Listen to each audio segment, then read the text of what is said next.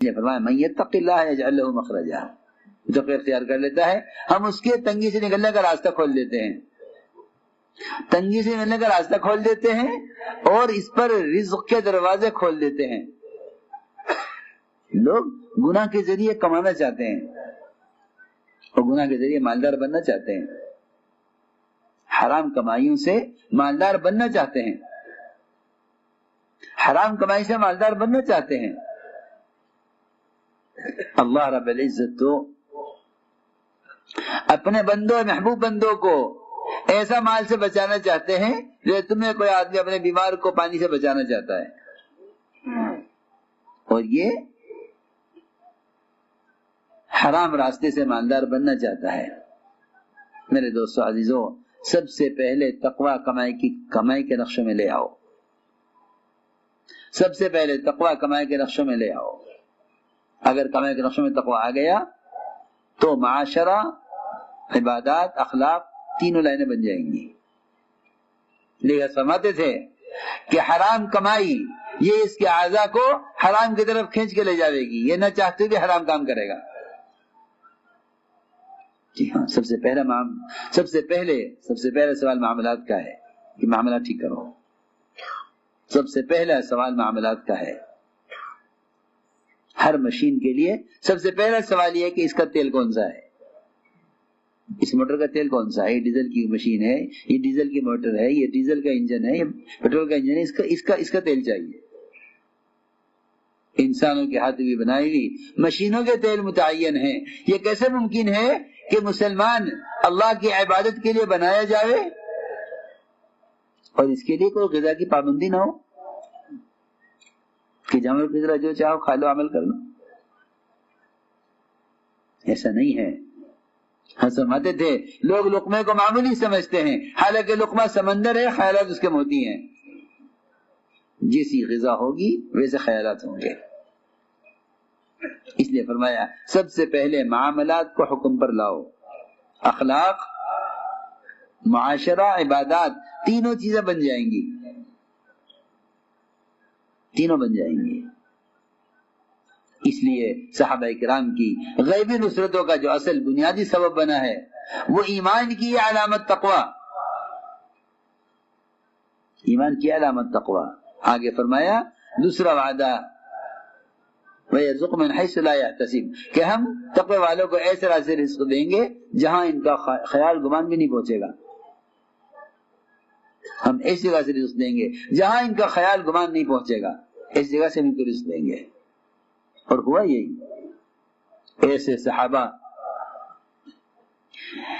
صحابہ کہ ان کا باغ سال میں 2 مرتبہ پھل دیا کرتا تھا، ایسے صحابہ کہ ان کا باغ سال میں 2 مرتبہ پھل دیا کرتا تھا۔ تقوی اختیار کرو، ہم تمہیں اپنے خزانوں سے دیں گے، تقوی اختیار کرو، ہم تمہیں خزانوں سے دیں گے۔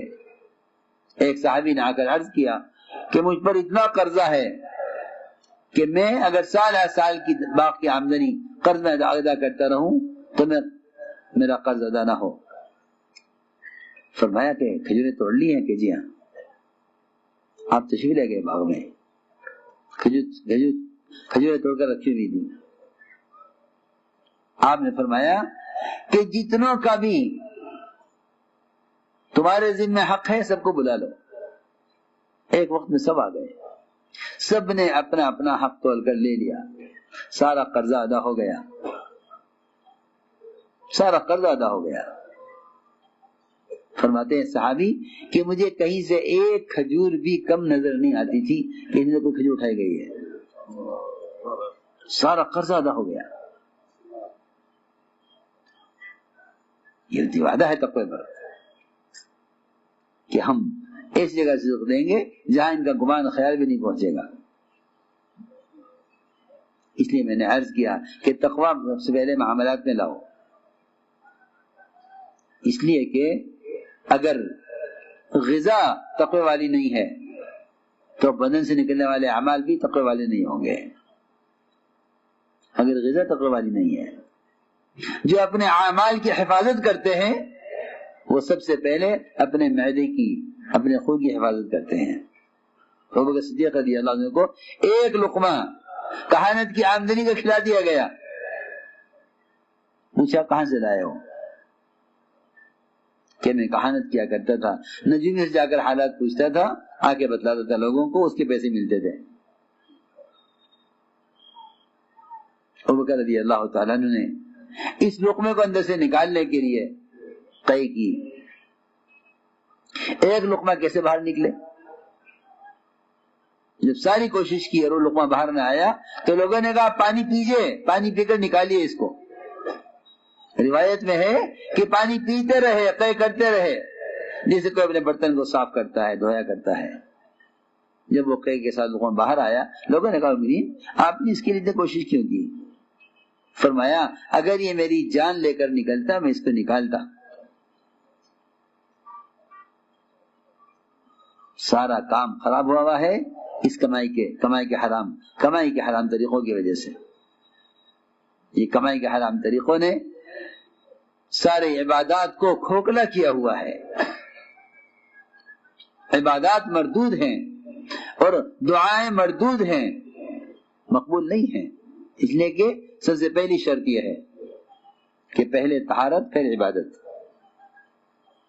پہلے طہارت پھر عبادت، پہلے طہارت پھر عبادت. کہ آدھا ایمان ہے طہارت. کیا مطلب ہے اس کا؟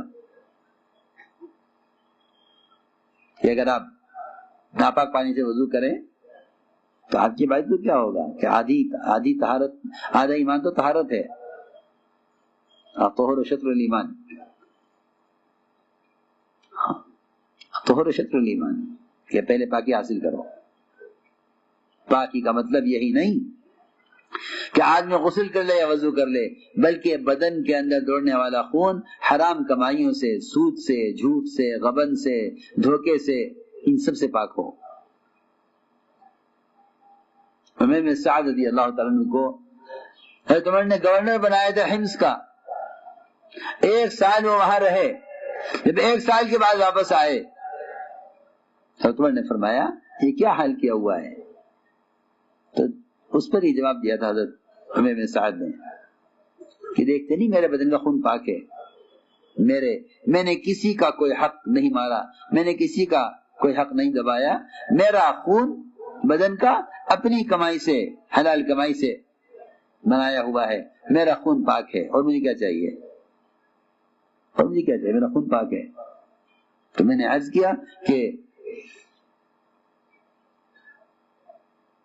کمائیوں کو حکم پر لاؤ، کمائیوں کو حکم پر لاؤ، اس لیے کہ طہارت کے بغیر عبادت نہیں ہے.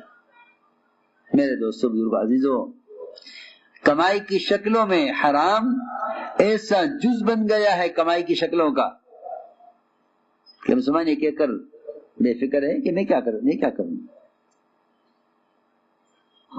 حالانکہ سودی کاروبار کرنے والا اللہ سے اعلان جنگ کر رہا ہے. ادھر کاروبار سود کا، ادھر دعا ہو رہی ہے.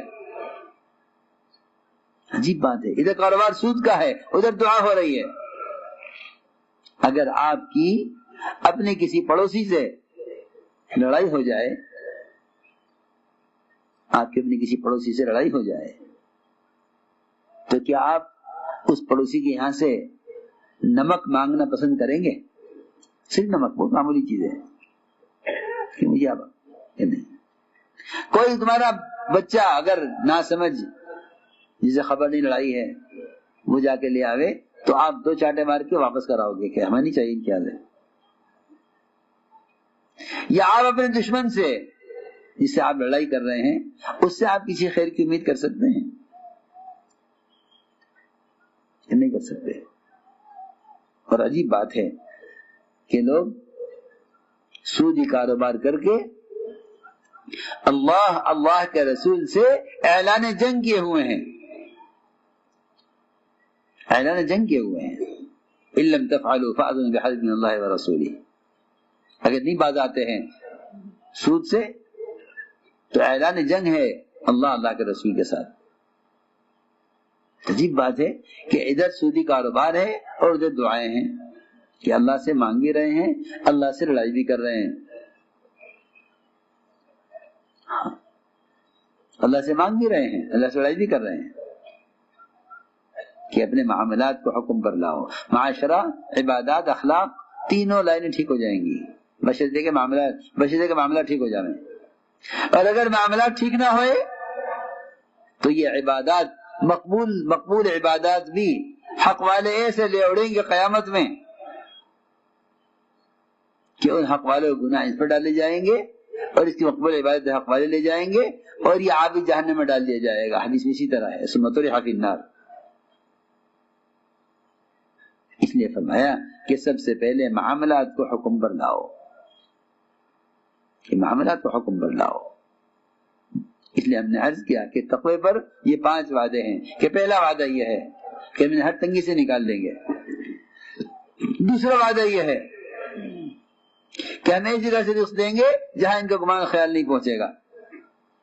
تیسرا وعدہ یہ ہے کہ ہم ان کے کام میں آسانیاں پیدا کریں گے، ہم ان کے کام میں آسانیاں پیدا کریں گے. من یتق اللہ یجعل لہ من امرہ یسرا، ہم ان کے کام میں آسانی پیدا کریں گے. اور چوتھا وعدہ یہ ہے کہ ہم یہ اگر اپنے کاروبار کو اور اپنے معاش کو حرام سے حلال کی طرف پھیر لیں تو ہم ان کے گناہ معاف کر دیں گے. اور پانچواں وعدہ یہ ہے کہ ان کے اجر کو بڑھا دیں گے، ان کے اجر کو بڑھا دیں گے، ان کے پچھلے گناہ معاف کر دیں گے، ان کے اجر کو بڑھا دیں گے. اس لیے میں نے عرض کیا کہ ایمان کیا بنیادی علامت اور ایمان کی بنیادی صفت تقویٰ ہے. اور فرمایا التقویٰ ملاک الحسنات، کہ ساری نیکیوں کا مدار تقوی پر ہے، ساری نیکیوں کا مدار تقوی پر ہے. اس لیے فرمایا کہ ایمان کو ایمان کی حقیقت کے ساتھ سیکھو، کہ ایمان کو ایمان کی حقیقت کے ساتھ سیکھو، ایمان کو ایمان کی حقیقت کے ساتھ سیکھو. سب سے بنیادی چیز ہے یہ.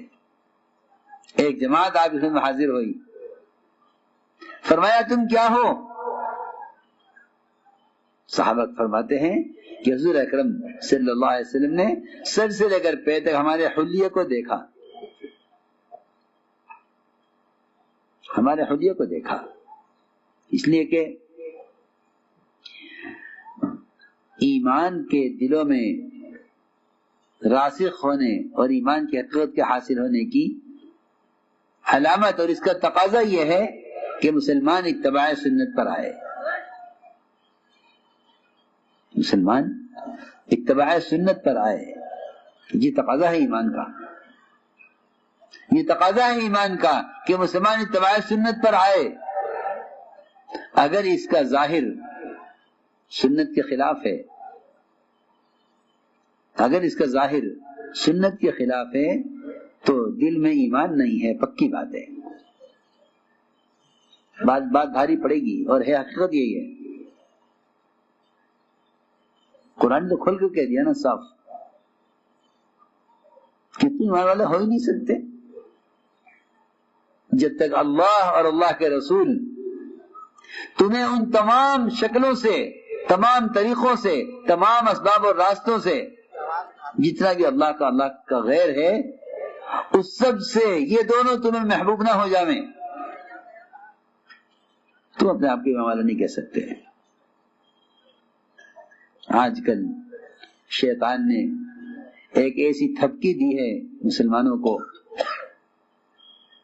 اور ایک ایسے دھوکے میں ڈالا ہے یہ کہہ کر کہ میاں ایمان تو دل میں ہوتا ہے لہذا ظاہر کو مت دیکھو. ہاں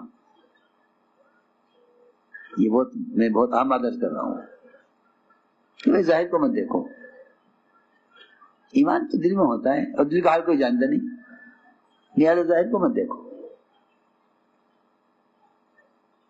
ظاہر کو مت دیکھو اور ایمان تو دل میں ہوتا ہے. صاحب فرماتے تھے کہ اگر دل میں ایمان ہوتا تو سنت کی شکل میں ظاہر ہوتا. جی ہاں، مومن کی پہچان ہے اتباع سنت. آپ نے فرمایا میرے صحابہ ایسے میرے طریقے کے پابند ہیں کہ اگر لاکھوں کروڑوں میں بھی چند صحابہ ہوں تو الگ پہچانے جائیں گے. اتباع سنت سے. آپ نے مثال دے کے فرمایا کہ میرے صحابہ ایسے ہیں کہ ایک سیاہ بیل کے پہلو میں چند بال سفید ہوں یا سفید بیل کے پہلو میں چند بال سیاہ ہوں. میرے صحابہ ایسے ممتاز. اور میرے صحابہ اس لیے کہ اللہ تعالیٰ نے مسلمان کی امتیازی شان کو تقوی کے ساتھ جوڑا ہے. ان تتقوا اللہ یجعل لکم فرقانا، کہ اللہ تعالیٰ تمہارے اور غیروں کے درمیان، تمہارے اور غیروں کے درمیان ظاہری اور باطنی فرق، معاشرے کے اعتبار سے، معاملات کے اعتبار سے، شادیوں کے اعتبار سے، عبادات کے اعتبار سے، تمہاری ظاہری حلیے کے اعتبار سے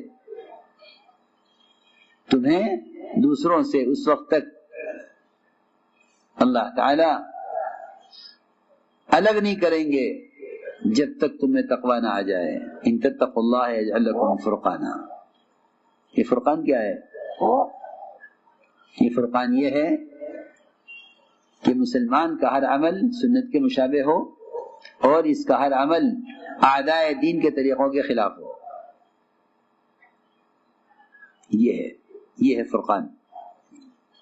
یہ ہے فرقان. ان تتقوا اللہ یجعل لکم فرقانا. اگر تمہارے دل میں ایمان ہے تو تمہارے طریقے، تمہاری شادیاں، تمہارے معاملات، تمہارا حلیہ سیدھی بات ہے بالکل.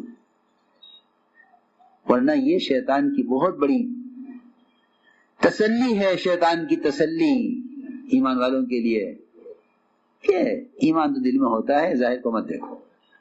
ایسا نہیں ہے.